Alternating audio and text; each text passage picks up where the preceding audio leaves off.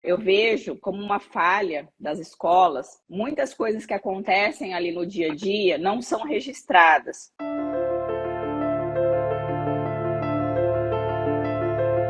Eu sempre gosto de orientar as equipes escolares para manterem isso tudo que acontece no ambiente escolar registrado, documentado. Por quê?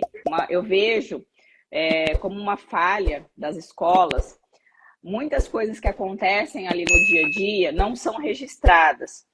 E o ideal é que a escola tenha um livro de ocorrências, tá? Seja um livro mesmo ali para ser redigido, ou feitas atas ali no computador, enfim, mas que tenha uma documentação dessas situações que acontecem no ambiente escolar. Por quê?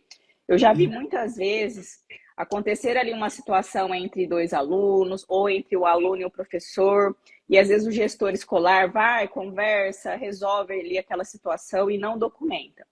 Mais tarde, dias depois, vem a família desse aluno questionando alguma situação que foi contada lá em casa por essa criança, por esse adolescente. E aí pode ser que aquilo que foi falado, foi dito, foi levado até a família, não seja realmente o que aconteceu naquele dia. Eu já vi muitos casos desse.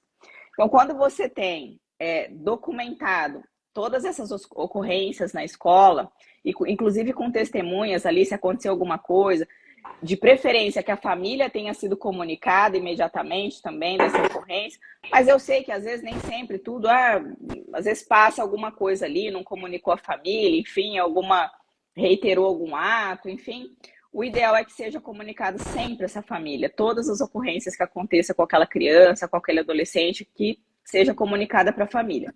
Mas, de qualquer forma, que a escola tenha esse registro, porque amanhã ou depois, havendo um questionamento sobre o que de fato aconteceu, se a escola vem e mostra, não, pai, mãe, olha, o que aconteceu nesse dia foi isso, isso e isso, estavam presentes tais e tais pessoas, tais e tais profissionais, aqui nós apuramos, assinou aqui fulano e ciclano, isso também traz mais segurança para a atuação da equipe, porque eu já vi muitos casos de até o fato depois chegar até o Ministério Público, porque a criança ou o adolescente contou uma outra versão lá em casa, e isso foi levado para a promotoria, não houve um diálogo ali com a família, entre família e escola, e aí criam-se às vezes situações muito mais complexas, e aí a escola não tem nada, não tem um documento, não tem a assinatura de uma testemunha ali, de um outro profissional que presenciou aquela situação, ou enfim, até mesmo para demonstrar que a escola tomou providência em relação àquilo, que a escola não ficou inerte naquela situação. Então é uma coisa que eu sempre gosto de orientar para os profissionais da educação. E a outra questão sobre a atuação do conselho tutelar. Eu vejo muito, pelo menos na área pública, a cobrança que existe do conselho tutelar para a escola. O conselho tutelar oficia muito as escolas e muitas vezes os gestores falam, Sarita, mas a gente, né, a gente está fazendo, nós estamos fazendo aqui as nossas coisas e tal, mas são muitos ofícios do conselho tutelar e tal, muita cobrança, enfim. O conselho tutelar, ele tem que fazer o papel dele, né, que é esse trabalho aí de proteção aos direitos das crianças e dos adolescentes. Eles estão no papel deles. Mas o que eu vejo, e aí também eu vejo como algo que os gestores precisam adequar ali o seu procedimento, é que a escola também pode comunicar o conselho tutelar. A escola também pode e deve cobrar a atuação do conselho tutelar. E muitas vezes isso não é formalizado. Eu volto aqui na questão da formalização. Tem lá o telefone do conselho tutelar, do conselheiro, tem o WhatsApp do conselheiro, isso é normal, principalmente, né, nas comunidades, ali o gestor educacional já conhece os conselheiros, enfim, tem esse diálogo, essa conversa por WhatsApp, por telefone, mas muitas vezes não formaliza isso daí. E depois, amanhã, vem ali um questionamento da família, vem um questionamento do Ministério Público, e a escola, o gestor, não tem nada que comprove que ele tomou providências, que ele acionou o conselho tutelar, ou seja, que a escola fez a sua parte, tomou ali os procedimentos que deveriam ser feitos.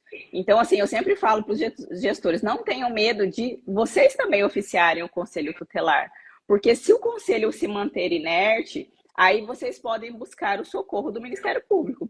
Olha, Ministério Público, nós, enquanto escola, tomamos essas e essas providências.